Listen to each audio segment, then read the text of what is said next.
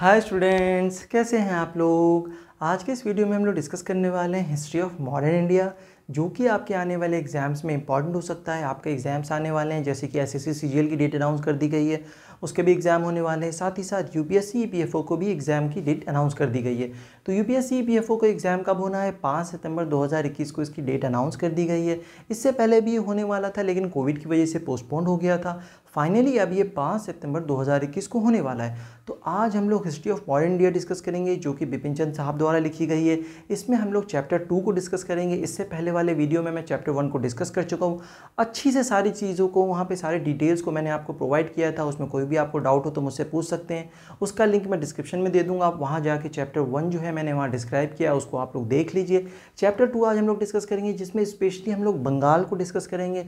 बंगाल से रिलेटेड सारी इन्फॉर्मेशन को डिस्कस करेंगे, जो कि मुगल्स के बाद जितने भी वहाँ नवाब्स आए उनका पीरियड कैसा रहा, कैसा उनका एडमिनिस्ट्रेशन था। ये सारी चीज़ें हम लोग आज की वीडियो में डिस्कस करेंगे, जो कि आपके आने वाले एग्जाम्स में, जैसे कि एसएससी सीजीएल, यूपीएससी ईपीएफओ और दूसरे जो स्टेट के एग्ज़ाम्स होते हैं वहाँ पे ये इंपॉर्टेंट हो सकता है। क्योंकि जितने भी एग्ज़ाम्स होते हैं स्टेट लेवल पे या फिर यूपीएससी ईपीएफओ का एग्ज़ाम होने वाला है, वहाँ पे हिस्ट्री ऑफ मॉडर्न इंडिया पूछा जाता है, इंडियन फ्रीडम स्ट्रगल पूछा जाता है, मुगल से पूछा जाता है। तो ये वीडियो उन सब के लिए इंपॉर्टेंट होने वाला है। तो चलिए हम लोग वीडियो को स्टार्ट करते हैं और हम लोग फिर डिस्कस करते हैं कि चैप्टर 2 में बिपिन चंद्र साहब ने क्या चीज़ को डिस्क्राइब किया है, किस तरीके से उन्होंने डिस्क्राइब किया अपनी किताब में। ठीक है, तो देखिए चैप्टर 2 जो है बिपिन चंद्र साहब का, चैप्टर 2 क्या है, Indian states and the society in the 18th century. तो जब क्या होता है, मुगल डिके कर रहा होता है, मुगल की जो पावर है, उनकी अथॉरिटी जब डिके कर रही होती है, तो डिफरेंट स्टेट्स फॉर्म होते हैं। ठीक है, तो उस चीज़ को हम लोग डिस्कस करते हैं। तो देखिए, जैसे कि नंबर 1 पॉइंट यहाँ पे मैंने लिखा हुआ है, independent and semi independent powers. तो होता क्या है कि जब मुगल एम्पायर डिके कर रही होती है तो independent and semi independent states form होते हैं। ठीक है, वो क्यों होते हैं, क्योंकि कहने को तो जो है मुगल्स ने उनको जाके भेजा है, उनको पावर दी है, उनको गवर्नर बनाया है डिफरेंट स्टेट्स का, लेकिन वो जो है अब सिर्फ और सिर्फ एक तरीके से रेवेन्यू जनरेट करके प्रोवाइड कर रहे थे सेंटर पे। बाकी सारा डिसीजन लेना, सारा कंट्रोल, सारी गवर्निंग जो है लोकल वहाँ पे जो है लेवल पे हो रही थी। और सेंटर से, मतलब सेंटर पे अभी जो है मुगल थे, उनसे कोई भी परमिशन या फिर उनसे कोई डिस्कशन नहीं हो रहा था। ठीक है, क्योंकि मुगल जो है वहाँ पे बस एक तरीके से, मतलब एक वीक पावर थी, मतलब एक कमज़ोर हो गई थी, उनके पास वो पावर नहीं रह गई थी पहले जैसी। ठीक है, तो उसके बाद होता क्या है कि जो फाइनल जो इनके स्ट्रॉन्ग, जो आप कह सकते हो रूलर थे या एम्पायर थे, वो औरंगज़ेब थे। औरंगज़ेब के बाद जितने भी जो रूलर्स आए वो उतने स्ट्रॉन्ग नहीं थे। ठीक है, तो होता क्या है, 1707 के बाद जब औरंगज़ेब की डेथ हो जाती है, तो उनकी डेथ के बाद जितने भी रूलर आते हैं मुगल एम्पायर में, वो बहुत ज़्यादा वीक होते हैं और बस एक तरीके से वो अपनी जो है लग्जरियस लाइफ को एंजॉय कर रहे होते हैं। और उनको अपनी जो है, जो उनकी जो हिस्ट्री है, जो उनकी जो पावर है, जो उनका एम्पायर है, उसको वीक हो रही है, डिके हो रहा है, उसकी उन लोग फिक्र नहीं कर पाते हैं या फिर उसको फिर से रीग्रो नहीं कर पाते हैं। ठीक है, तो होता क्या है कि independent and semi independent powers आती हैं, ये डिफरेंट स्टेट्स फॉर्म होती है। ठीक है, उसके बाद क्या होता है कि सक्सेशन स्टेट्स, 2 तरह के स्टेट्स जो हैं वो फॉर्म होते हैं। एक हो गया आपका सक्सेशन स्टेट, जिसमें आपका आता है बंगाल, हैदराबाद एंड अवध। ये तीनों सक्सेशन स्टेट इसलिए कहलाएं क्योंकि इन तीनों जगह मुगल्स ने ही अपने गवर्नर को, अपने जो है नवाब को अपॉइंट किया था, भेजा था कंट्रोल करने के लिए, गवर्निंग करने के लिए। ठीक है, तो ये तीनों स्टेट जो हैं वो सक्सेशन स्टेट कहलाएं। और फिर क्या होता है, states formed by the rebellions. उसके बाद क्या होता है कि लोकल चीफ्स या जमींदार या फिर जो पेजेंट्स जो हैं वो विद्रोह करते हैं, रिबेलियन करते हैं। उससे भी कुछ स्टेट्स फॉर्म होते हैं उस दौरान, जब मुगल जो है एम्पायर डीके कर रहा होता है। तो इसके एग्जांपल्स हो जाते हैं, जैसे कि आपका अफ़गान फॉर्म होता है, अफ़गान्स, पंजाब, मराठा एंड जाट्स। तो ये क्या होता है, ये सब स्टेट्स जो फॉर्म होते हैं, ये स्टेट्स फॉर्म होते हैं रेबेलियंस के द्वारा, विद्रोह के द्वारा। यहाँ पे लोकल पेजेंट्स या जमींदार या फिर फार्मर्स जो हैं वो क्या करते हैं, विद्रोह कर देते हैं और फिर वो अपने कोई रूलर को अपॉइंट करते हैं जो कि गवर्न करते हैं। तो इन सब जगह क्या होता है, मुगल्स अपॉइंट नहीं करते हैं, यहाँ पे लोकल विद्रोह की वजह से जो है एक रूलर कह लीजिए या गवर्नर कह लीजिए वो वहाँ पे स्टैब्लिश हो जाते हैं। ठीक है, उसके बाद आता है डिसेंट्रलाइजेशन ऑफ पॉलिटिकल अथॉरिटी। कहने को तो ऑन पेपर के सेंट्रलाइज्ड है सारा मामला, मुगल्स के थ्रू गवर्निंग हो रही है, मुगल्स कंट्रोल कर रहे हैं, लेकिन प्रैक्टिकली ऐसा नहीं हो रहा होता है। प्रैक्टिकली क्या होता है कि जो लोकल नवाब हैं या जमींदार हैं वो सारी पावर अपने अंडर ले लेते हैं विदाउट एनी परमिशन और डिस्कशन विद द सेंटर पे जो कि मुगल्स हैं उनसे कोई भी परमिशन या डिस्कशन नहीं हो रहा है, उनसे कोई भी बात नहीं हो रही होती है, उनको बस जो है रेवेन्यू पहुंचाने का काम अब रह गया रहता है। तो वो क्या करते हैं कि अब पावर जो है या डिसीजन कोई भी जो लिया जा रहा है वो लोकल लेवल पे दिया जा रहा है। ठीक है, अब कोई भी जो है ऐसा डिसीजन नहीं है कि वो सेंटर द्वारा जो है प्रोवाइड किया जा रहा हो, अब ऐसा नहीं हो रहा होता है। तो ये चीज़ हो जाती है डीके के दौरान। पांचवी चीज़ ये होती है कि चीफ जगीदार जामीदार्स ये क्या करते हैं, gained economic and political power. ये क्या करते हैं, जो लोकल लेवल पे जो है चीफ्स जो होते हैं, जागीरदार्स होते हैं, जमींदार्स होते हैं, ये जो है पॉलिटिकल और इकोनॉमिक पावर को गेन कर लेते हैं। सारे डिसीजन अब ये खुद ले रहे होते हैं। ठीक है, जैसे कि नवाब हो गए या फिर जो जागीरदार या आपके चीफ्स हो गए, ये जो है इतनी पावर इनको मिल जाती है। और मिल क्यों जाती है, क्योंकि जो है मुगल्स इतने वीक हो गए होते हैं, क्योंकि उनके कंपैरिजन में ये स्ट्रांग हो जाते हैं। लोकल लेवल पे जो है इनकी पावर बढ़ जाती है और लोकल लेवल पे फिर ये कंट्रोल कर रहे होते हैं। ठीक है, तो अब हम लोग डिस्कस करते हैं कि बंगाल जो है किस तरीके से बंगाल में जो है कंट्रोल होता है, गवर्निंग होती है मुगल्स जब डिके कर रहे होते हैं उस दौरान। ठीक है, तो अगर हम लोग बंगाल की बात करें तो बंगाल में क्या होता है, यहाँ पे सबसे फर्स्ट जो नवाब होते हैं, फर्स्ट नवाब जो होते हैं उनका नाम होता है मुर्शीद कुली खान। ठीक है, ये कौन होते हैं, ये होते हैं फर्स्ट नवाब ऑफ बंगाल। ठीक है, अब होता क्या है, 1700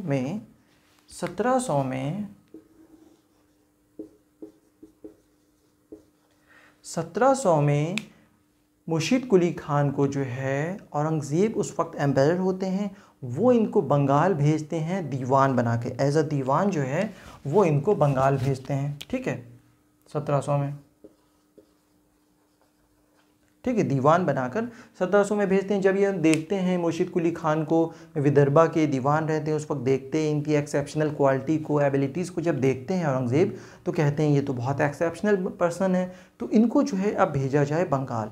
तो एज अ दीवान इनको 1700 में वो बंगाल भेज देते हैं दीवान बना के। ठीक है, तो ये जो है 1700 से जो है इनका बंगाल पे रूल कह लीजिए या कंट्रोल कह लीजिए या वर्क जो है स्टार्ट हो जाता है। ठीक है, उसके बाद क्या होता है कि 1707 में जब औरंगज़ेब की डेथ हो जाती है, एम्पायर औरंगज़ेब की, तो फिर जो है फिर जो नए अपॉइंट होते हैं बहादुर शाह, वो फिर जो है उस दौरान जो है फिर ये इनको वापस भेज देते हैं, डेक्कन की तरफ आ जाते हैं मुर्शीद कुली खान।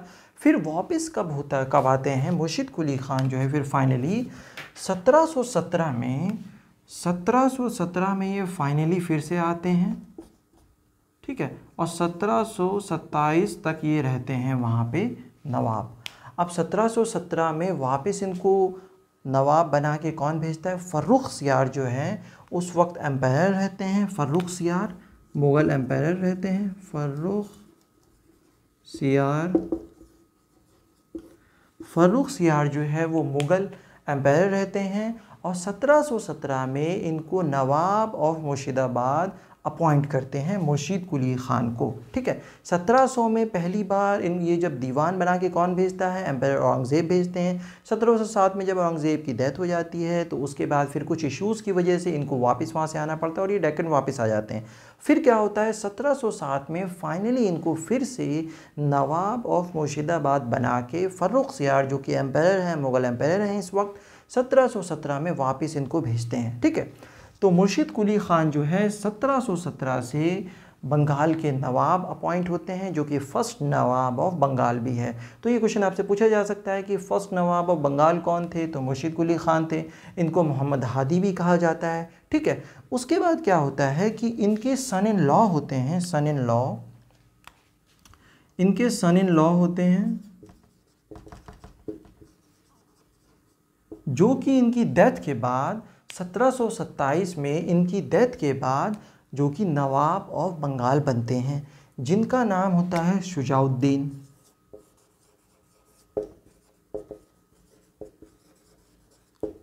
और ये कब से कब तक नवाब रहते हैं, ये रहते हैं 1727 से लेके 1739 तक ये रहते हैं वहाँ के नवाब, ठीक। ये कौन होते हैं, ये इनकी जो है डॉटर के हस्बैंड होते हैं, सन इन लॉ होते हैं शुजाउद्दीन, ठीक है, जो कि नवाब रहते हैं 1727 से लेके 1727 से लेके 1739 तक ये नवाब ऑफ बंगाल रहते हैं, ठीक। उसके बाद इनके बेटे बनते हैं, सरफराज नाम होता है जिनका, सरफराज, ये इनके सन होते हैं। और ये यहाँ पे नवाब रहते हैं सिर्फ 1 साल के लिए, 1713 से लेके 1714 तक ये नवाब रहते हैं। पहले नवाब थे मुर्शिद कुली ख़ान, फिर शुजाउद्दीन बनते हैं, फिर सरफराज बनते हैं, जो कि इनके बेटे हैं, ठीक है। शुजाउद्दीन इनके सन इन लॉ हैं, सरफराज इनके बेटे हैं, ठीक। उसके बाद क्या होता है कि 1740 में अलीवर्दी खान, जो कि इनके कज़न हैं, सरफराज को मार देते हैं, उनकी डेथ हो जाती है और ख़ुद वो फिर नवाब बन जाते हैं। तो उसके बाद फिर क्या होता है, फाइनली सरफराज के बाद नवाब बनते हैं अलीवर्दी खान, जो कि 1740 से लेके 1756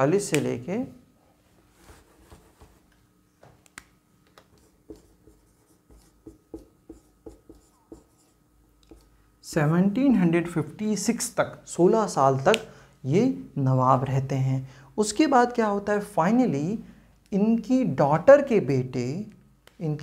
के बेटे जिनका नाम होता है सिराजुद्दौला,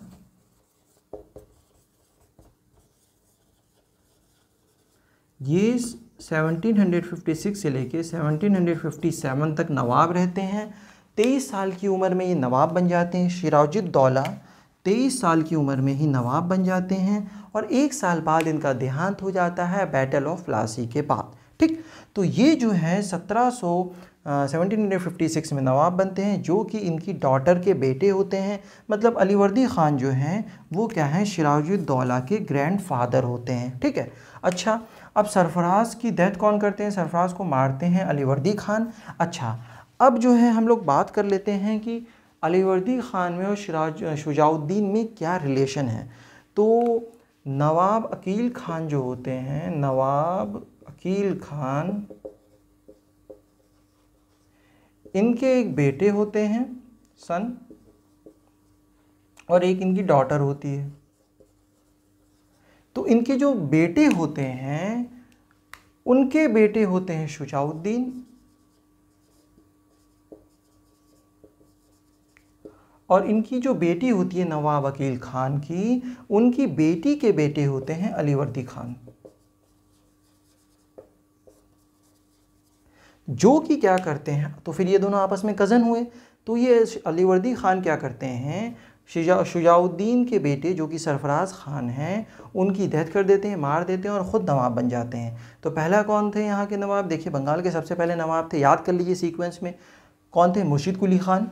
उसके बाद बनते हैं उनके सन इन लॉ जिनका नाम है शुजाउद्दीन। शुजाउद्दीन के बेटे हैं सरफराज ख़ान। सरफराज ख़ान को ये मार देते हैं अलीवर्दी ख़ान, जो कि कज़न हैं, दोनों आपस में कज़न है, उसके बावजूद भी जो है ये इनके बेटे को मार देते हैं। कज़न हो गए तो इसका मतलब सरफराज जो क्या होंगे, सरफराज के ये अंकल होंगे। उसके बावजूद भी जो है ये अपने अंकल होने के बावजूद भी सरफराज को ये मार देते हैं। सरफराज को मारने के बाद ये ख़ुद नवाब बन जाते हैं, जो कि 1740 से लेकर 1756 तक नवाब रहते हैं। फाइनली फिर क्या होता है, 1756 में इनके जो है बेटी के बेटे जो है सिराजुद्दौला की जो अम्मी होती हैं, जो उनकी मम्मी होती हैं, उनकी मम्मी के फादर होते हैं अलीवर्दी ख़ान, मतलब ये ग्रैंडफादर हुए हैं इनके।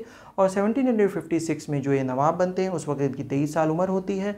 और 1757 में बैटल ऑफ प्लासी में इनकी फिर डेथ हो जाती है फाइनली। तो ये लगभग 1 साल तक ही नवाब रह पाते हैं। तो यहाँ पे मैंने आपको टोटल कुछ नवाब्स के नाम बताएं। यहाँ पे जो है नवाब का मैंने आपको बताया 1717 से लेके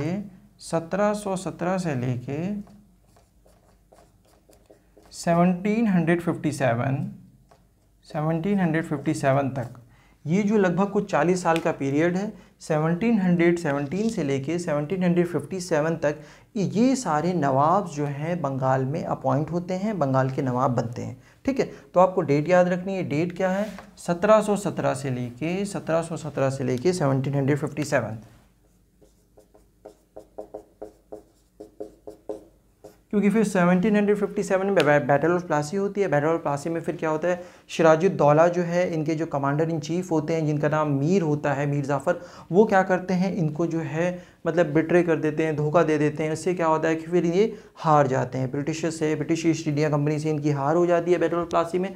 फाइनली इनकी डेथ हो जाती है। उसके बाद 1757 में ब्रिटिश ईस्ट इंडिया कंपनी का इंडिया पे, ख़ासतौर पे बंगाल पे फुल कंट्रोल हो जाता है। बंगाल पे फिर वो गवर्न करने लगते हैं। ठीक, तो ये हो गया। हमने आपसे बात की, अभी तक हमने डिस्कस किया 1717 से लेके 1757 तक। ये चार्ट बना के मैंने आपको समझाया कि बंगाल में जो है डिफरेंट किस तरीके से जो है नवाब्स आए, किस तरीके से नवाब्स अपॉइंट हुए। सबसे पहले नवाब का नाम था मुर्शिद कुली ख़ान, उसके बाद उनके सन इन लॉ थे शुजाउद्दीन के बेटे थे सरफराज ख़ान, और सरफराज ख़ान के बाद जो है अलीवर्दी ख़ान नवाब बने। सरफराज ख़ान के ये अंकल थे, अलीवर्दी ख़ान जो है सरफराज ख़ान के एक तरीके से अंकल थे, क्योंकि दोनों के जो है ग्रैंडफादर सेम है, शुजाउद्दीन के भी और अलीवर्दी ख़ान के दोनों के ग्रैंडफादर सेम है। ये इनके बेटे के बेटे हैं, ये इनकी बेटी के बेटे हैं। ठीक है, तो ये आपस में दोनों कज़न हुए। फिर क्या करते हैं कि ये अलीवर्दी ख़ान सरफराज के कज़न होने के बावजूद भी 1740 में इनकी डेथ कर देते हैं। 1740 में ये नवाब बनते हैं, ख़ुद को नवाब बना लेते हैं।